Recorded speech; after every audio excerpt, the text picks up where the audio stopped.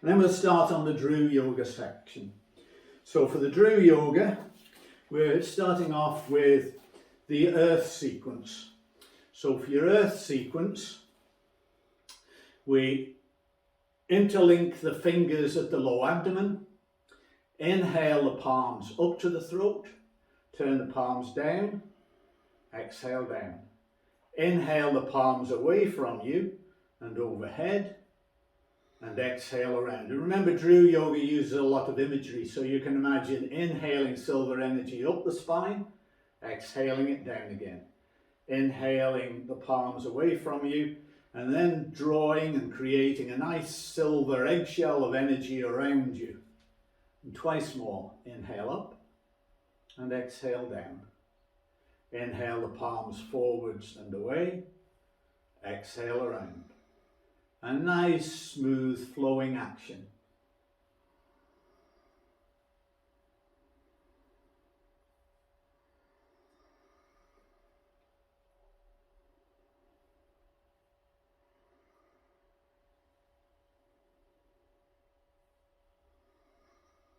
And then we can move the feet out a little bit. The difference being we can take the palms as low as you like, right down to the floor if you want, by bending your knees. So, inhale up to the throat, exhale down. Inhale the palms forwards and away from you and overhead. Exhale around. Inhale up, exhale down. Inhale forwards and overhead. Exhale around. And twice more.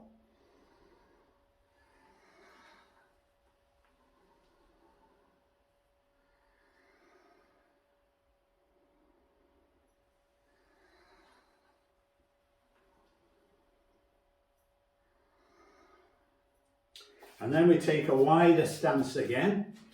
This time we're bending from the hips rather than the knees. So starting palms upwards, inhale to the throat, exhale down. Inhale forwards and overhead, exhale around. Inhale and exhale. Inhale forwards, bring the arms and the head and the torso up together.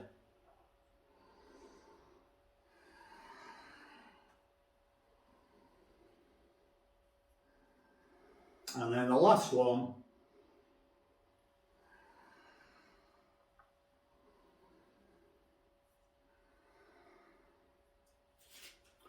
And then we do it to the side. So turning to either side, it doesn't matter. And I'm turning to the right. So inhale up to the throat. Exhale, bending that right knee as you stretch forward. And bring the arms up in line with the spine. Inhale to the vertical, exhale around. And 3 more times, aiming to make it a nice flowing movement rather than a jerky movement from one position in the pose to the next. Just try and get into the flow of it. And the last one.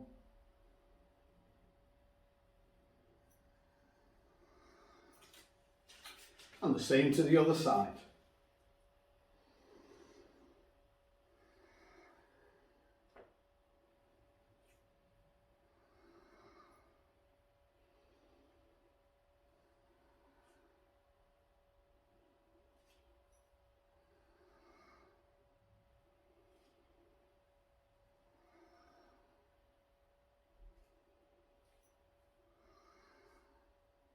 And the last one.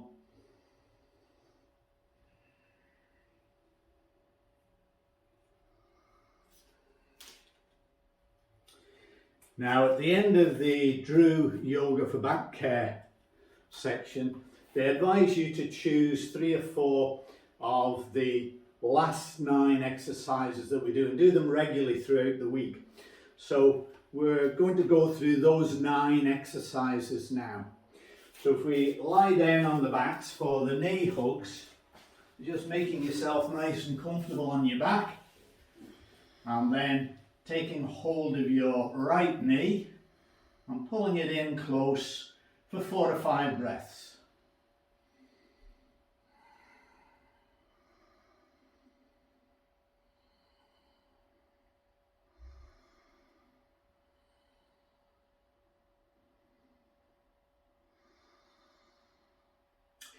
And then doing the same with the left knee.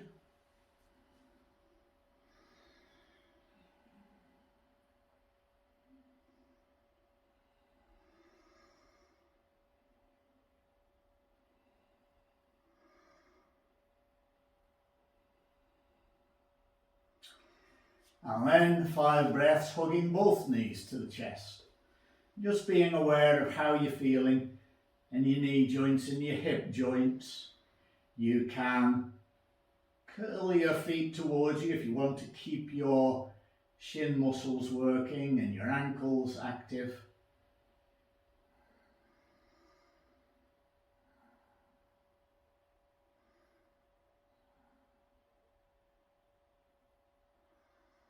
And again, after 5 breaths, we can stretch the legs out and go into a spinal twist. So options for the spinal twist are the Maltese cross, tucking your right foot underneath your left knee and bringing your right knee over to the left while you keep your right shoulder on the floor, or rolling over onto your left side, bringing your right knee onto the floor and holding it there with your left hand while you just relax your right shoulder back as far as it wants to go. And you can look up at the ceiling, or you can look over towards the right. You can rest your right hand on your hips or your waist, or stretch it out to the right. Breathe deeply and feel the right lung expand and rib cage expand.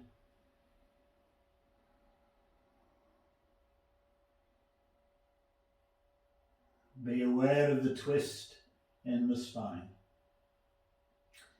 And then let's move on to our backs again and do exactly the same on the other side, either the Maltese cross or the full supine spinal twist. And I say do exactly the same on the other side, but not necessarily. You might find that you can do the supine spinal twist on one side, but you're more comfortable doing the Maltese cross on the other. And that's okay. That's fine. We're not the same on both sides.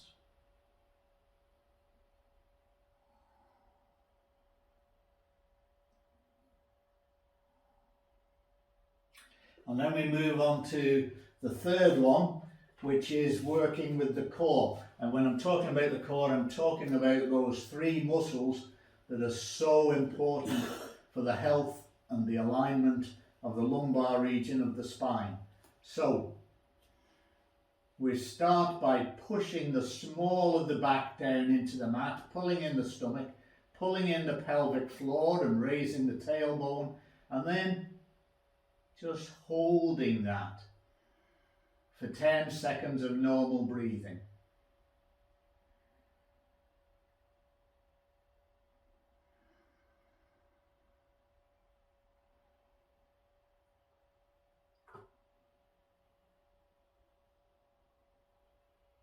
And then release. 10 seconds of normal breathing in that nice relaxed state. And remember, when you are pushing the small of the back down and pulling in the pelvic floor, you're not trying to exert an iron-like grip on the muscles. You're just toning them nice and gently. So the second time, push the small of the back down, pull in the pelvic floor. And of course, it's really good for strengthening those muscles, as well as their function in protecting the back. Of course, they're really important for protecting the organs, holding the organs in place and keeping the digestive system working properly. So then release, and again, 10 seconds of normal breathing.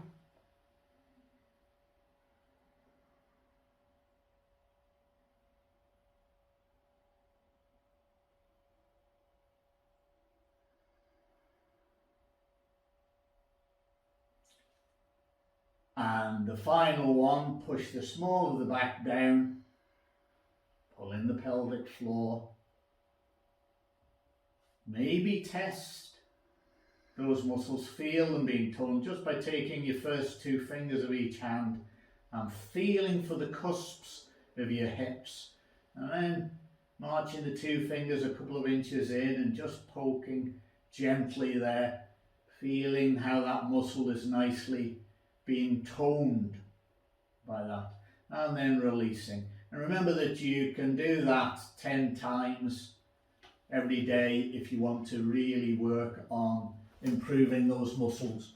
And then turn onto your side and bring your knees up. Stretch your arms out in front of you. And this is called the spiral. So we inhale and bring the right hand up till it's pointing at the ceiling. And we're watching the thumb of the top hand all the way. Bring it down behind you. Inhale as you bring the arm up again. Exhale as you bring the hands together. And twice more. Nice, slow, steady inhale. Exhale as you're dropping it down behind you. Inhaling up. Exhaling down. Last one.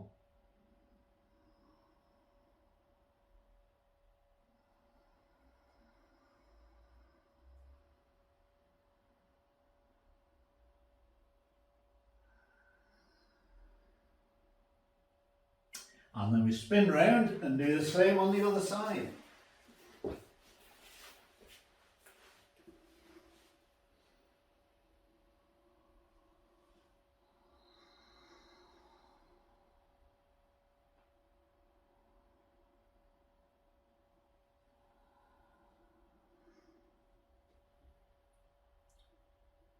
Nice, steady movement. Steady inhale and exhale. Feeling the spine spiraling as you reach round behind you.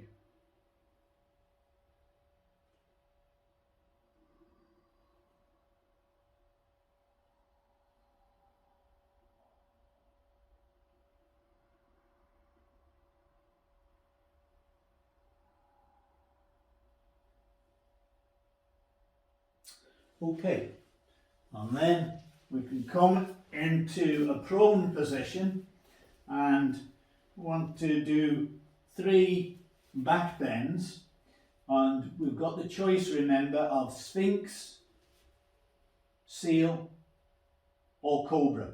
So if you're doing Sphinx, start off with the elbows directly underneath your shoulders and your fingers spread out as wide as you can. And then if it helps you with your rolling up and down of the spine, move your elbows a little bit further out. I need to move my elbows out towards the edge of the mat to give me room to roll up and down. If you're doing Seal, start off with the elbows in the same place. Turn your thumbs to pointing directly ahead, and your fingers are pointing forwards at 45 degrees, and then straighten the arms, and instead of looking straight ahead, you look diagonally up. And you can adjust the position of your hands, remember, moving them further forward to make it easier, or closer to you if you want to make it a bit tougher. And finally, the third option is Cobra, where you have your hands underneath your shoulders to begin with. You tuck your elbows in towards your ribs, and then as you inhale, start with using the back muscles to lift head and shoulders. And if you have problems going further, that might be enough for you. Not using your arms, especially if you have any problems with your wrists or your elbows, just using your back muscles and coming down again, doing that 3 times. So, make your choice and then inhale up. Don't lift the hips off the mat, and then exhale, coming down, turning your head to the side. Inhale up again. And exhale down, turning your head to the opposite side. And third time. And exhale down. And this time fold your arms and just relax your forehead on your folded forearms while you focus on the small of your back. So this is a gentle back bend. So just be aware of how the small of your back is feeling for this.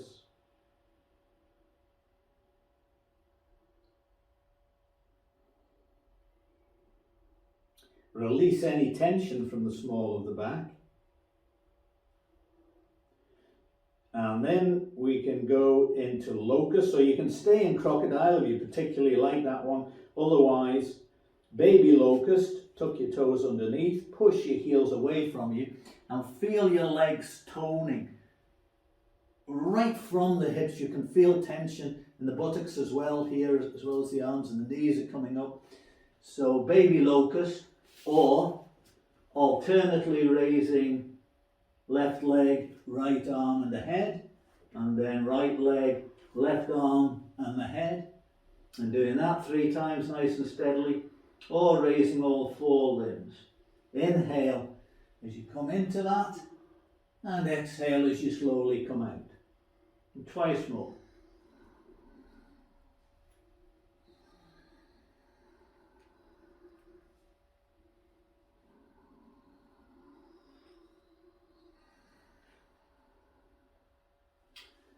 And then push yourself back into the position for cat-cow. So you want your hands underneath your shoulders, your knees underneath your hips. Inhale as you drop your stomach and you tilt your hips and then look forward. Exhale as you drop your head, pull in your stomach, arch your spine.